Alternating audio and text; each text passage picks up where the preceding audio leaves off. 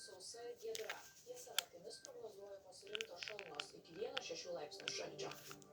Artimiausią naktį Lietuvoje be lietaus, daug kur šalnos nuo 1 iki 6, dirvos paviršiuje vietomis 7-10 laipsnių šalčio. Vietomis oro temperatūra bus nuo 0 iki 3 laipsnių šilumos. Rytoj dieną šalyje mažai debesuota, lietaus nenumatoma, temperatūra sieks 11-16, prie jūros 8-10 laipsnių šilumos. Saulė pro debesį švies Klaipėdoje, Palangoje, Šilutėje, Telšiuose ir Tauragėje. Čia šils nuo 12 iki 14 laipsnių. Saulė pro debesį švies Biržuose, Panevėžyje, Šiauliuose, Joniškyje ir Mažeikiuose. Čia bus 12-14 laipsnių šilumos. Be lietaus orai rytoj Kaune, Varėnoje, Druskininkuose, Alytuje ir Marijampolėje. Čia šils iki 13-15 laipsnių. Pragiedruliai prognozuojami Vilniuje, Ukmergėje, Utenoje, Ignalinoje ir Švenčionyse. Čia šils nuo 11 iki 13 laipsnių šilumos.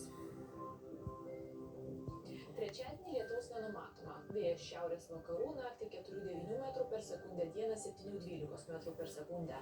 Naktį daug kur šalnos nuo 0 iki 5, dirvos paviršiuje vietomis iki 9 laipsnių šalčio, kai kur oro temperatūra sieks 1-5 laipsnius šilumos. Dieną šilčiau 11-16, prie jūros 7-10 laipsnių šilumos.